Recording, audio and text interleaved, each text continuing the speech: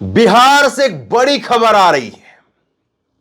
खबर यह है कि जिस दिन राम मंदिर का उद्घाटन होगा और मोदी, शाह, गोदी मीडिया सबकी तैयारी है कि इस उद्घाटन को बहुत भव्य तरीके से दिखाया जाए।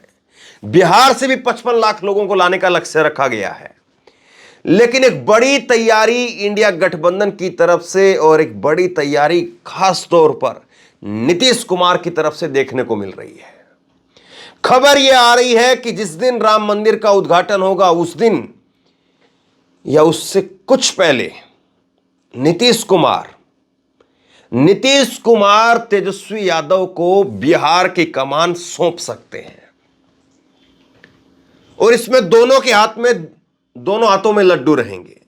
ऐसा नहीं है कि नीतीश कुमार ने तेजस्वी यादव को कमान सौंप दी तो नीतीश कुमार के हाथ खाली हो गए। नीतीश कुमार के भी दोनों हाथों में लड्डू और तेजस्वी यादव के भी दोनों हाथों में लड्डू। और लड्डू इधर बटेंगे कि नहीं बटेंगे, इधर मिलेंगे कि नहीं मिलेंगे।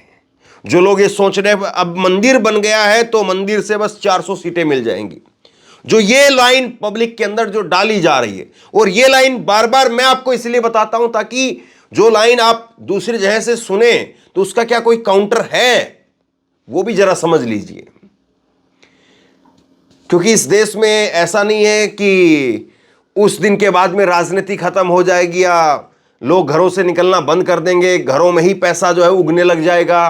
काम फिर भी करना पड़ेगा, लोग फिर भी कामों पर निकलेंगे, लोग मंदिरों में भी जाएंगे, मस्जिदों में भी जाएंगे, चर्च गुरुद्वारा में भी लोग जाएंगे, और भी अपने काम धंधों पर भी लोग जाएंगे। पैसा कमाना भी पड़ेगा, अनाज उगाना भी पड़ेगा, तब जाकर के काम चलेगा। मंदिर बन रहा एक अच्छी बात है, लेकिन उसके बाद में उस दूसरी चीजें भी चलती रहेंगी। लेकिन एक तबके को, एक धड़े को लगता है कि नहीं, बस 22 तारीख का इंतजार है और उसके बाद में कोई चू तक नहीं बोल पाएगा और फिर 400 सीटों के लिए बस मोदी जी शपथ लेंगे, बस इसी बात का इंतजार रहेगा और दूसरी बात कोई नहीं है। लेकिन इस बीच में मैं आपको कुछ बड़ी खबर बता देता हूं। बड़ी खबर जो नीतीश और तेजस्वी को लेकर के सामने आ रही है।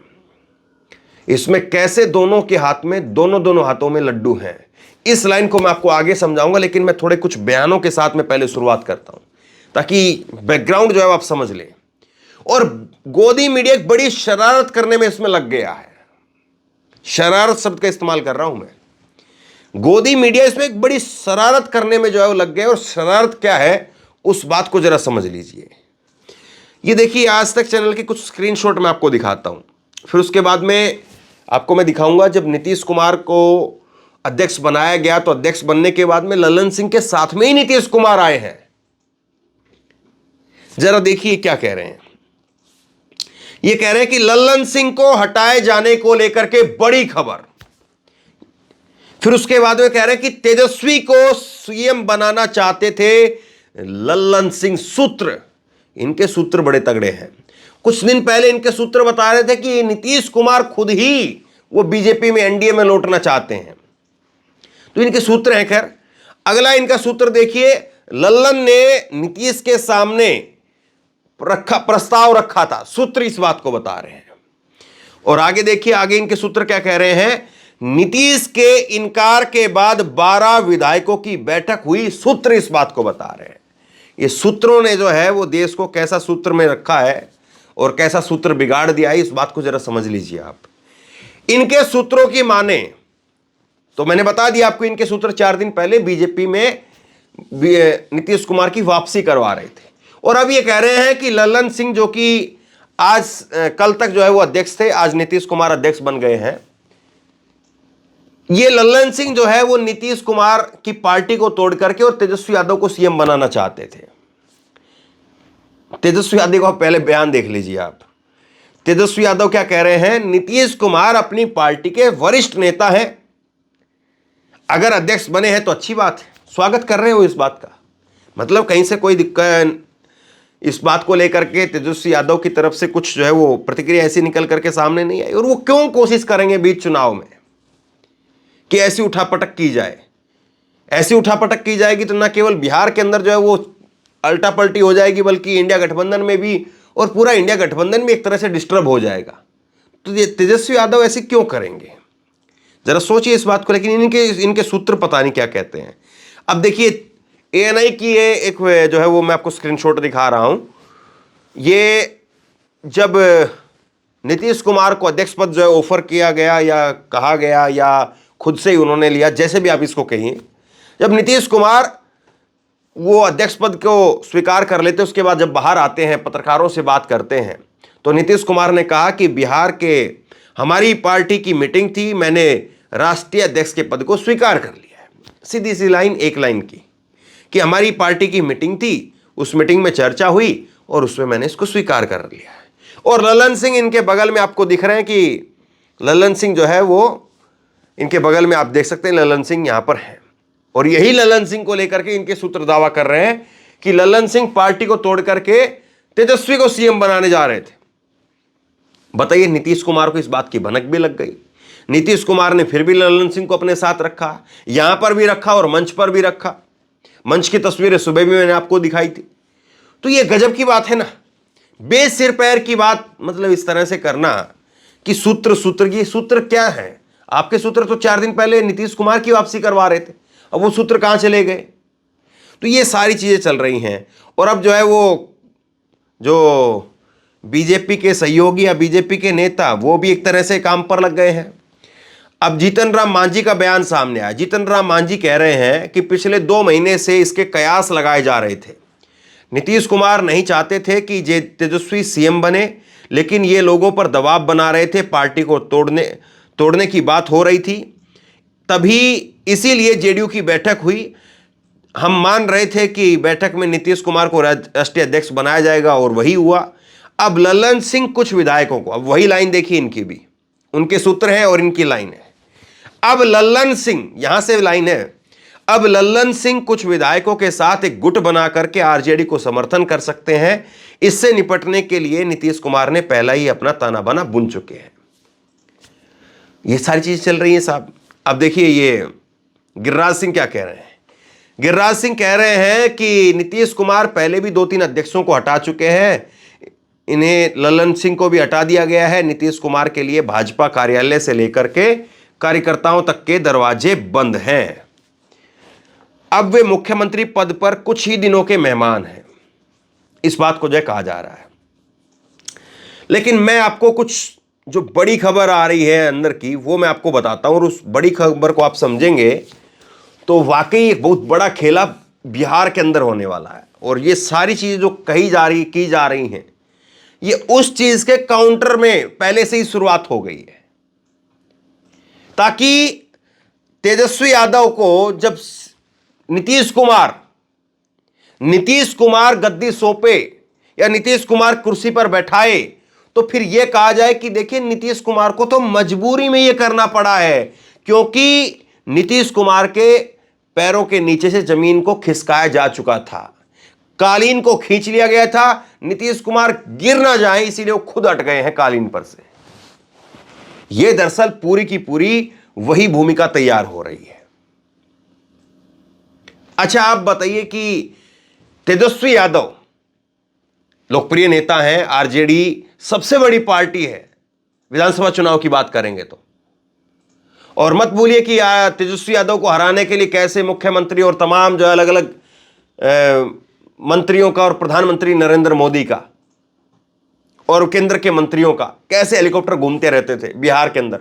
ग्राउंड रिपोर्टिंग मैंने की थी बिहार से उस वक्त में विधानसभा चुनाव में, तस्वीरें आपने देखी होंगी।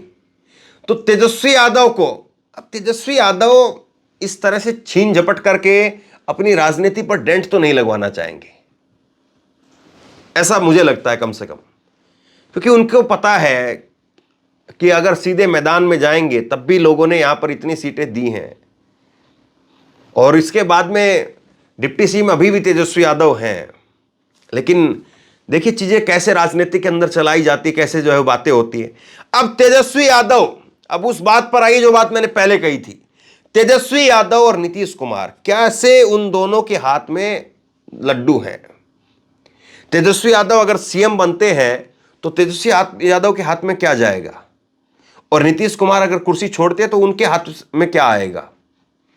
देखिए तेजस्वी यादव के हाथ में तो एक तरफ तो कुर्सी आ ही गई, और एक तरफ एक तरफ कुर्सी आ गई तेजस्वी यादव के हाथ में, मुख्यमंत्री की कुर्सी आ गई है, और मुख्यमंत्री की कुर्सी आने के साथ साथ एक कार्यकर्ताओं के अंदर बूस्टअप और आ जाएगा, कार्यकर्ताओं में जोश होगा।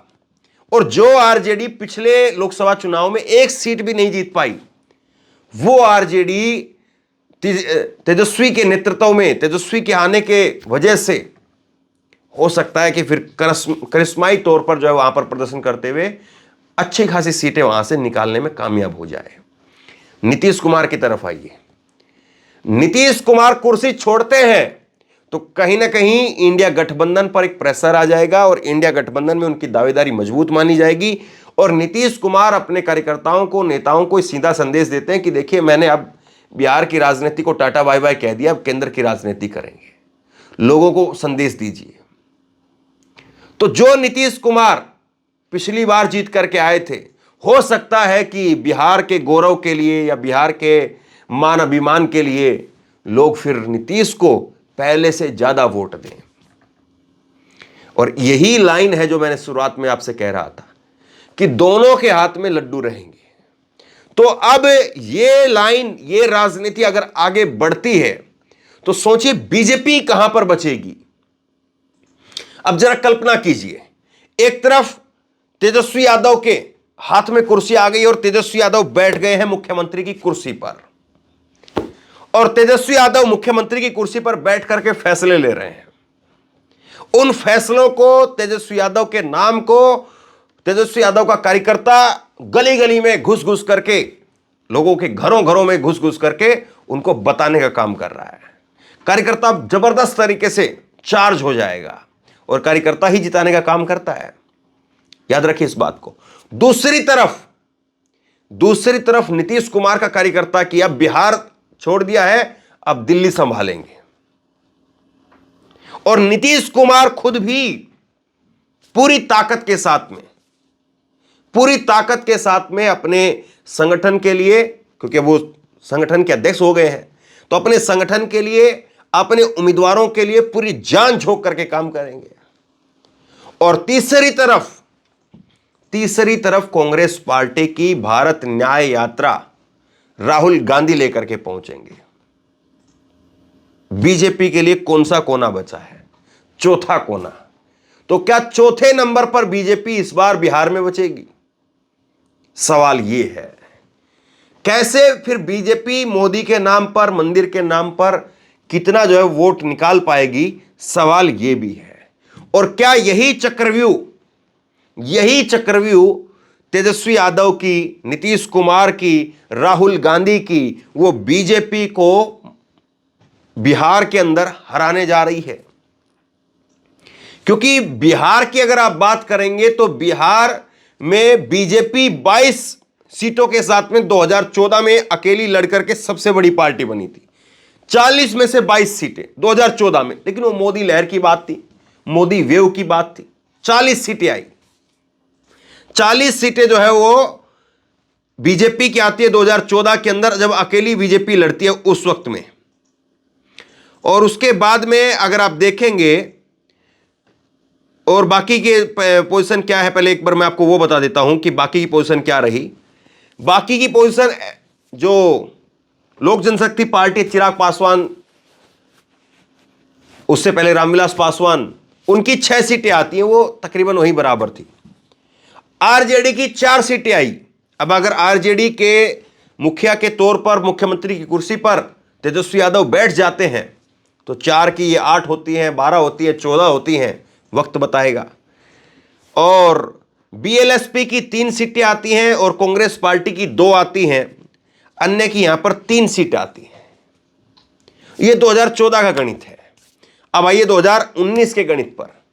2019 का गणित यह कहता है कि नीतीश कुमार जिसके साथ में चले गए उसका एक तरफा राज हो गया और वो 40 में से 39 सीट जीत गए। बीजेपी की 17 सीट आई, 24% वोट शेयर रहा। जेडीयू की 16 सीट आती है, 22% वोट शेयर रहा। एलजेपी की 6 सीट आई, 8% वोट शेयर रहा। कांग्रेस की 1 सीट आती है लेकिन 8% वोट शेयर तब भी है कांग्रेस का। और ये कांग्रेस का वोट शेयर 8% तब भी था 2014 के अंदर भी। तो अब सवाल यही है कि बीजेपी का जो 24% का वोट शेयर आप 2019 का देख रहे हैं, इसमें अगर जेडीयू का वोट शेयर 22% निकल करके बाहर आ गया और कांग्रेस पार्टी का इसमें 8% वोट शेयर है, ये इसके साथ मिल गया 30% हो गया, और इसके साथ में आप मिला लीजिए करीब करीब जो है वो 8 से 10%, कम से कम 10% से ऊपर ऊपर रहेगा। कांग्रेस पार्टी का जब एक सीट जीत करके आई थी और कांग्रेस पार्टी ही 8% पर है, तो कम से कम 15% तो आप कम मान करके चलिए, क्योंकि सीट भले ही आरजेडी ने नहीं जीती हो, लेकिन आरजेडी की कोई भी ऐसी सीट नहीं है जहां पर पोजीशन नहीं रही हो। तो कांग्रेस पार्टी, आरजेडी और जेडीयू ये तीनों मिलकर के 50 से ऊपर जा रहा है, और ये 50 के ऊपर का या 50 के आसपास का जो वोट शेयर रहेगा और बीजेपी वहां पर 30-40 में ही भटक करके रह जाएगी, तो फिर कैसे जो है वो बीजेपी की नैया पार लगेगी उस पर। और दूसरी बात यह है कि राम मंदिर की वो लहर भी थी, बिहार ने वो लहर भी देखी है जब लालू प्रसाद यादव ने रथ रोक दिया था, अडवाणी का गिरफ्तार करवा दिया था। वो लालू प्रसाद यादव थे, और क्या तेजस्वी यादव इस बार उनका बेटा इस बीजेपी के 400 पार वाले रथ को रोक पाएंगे, पटरी से उतार पाएंगे, या छिन भिन कर देंगे, सवाल ये है।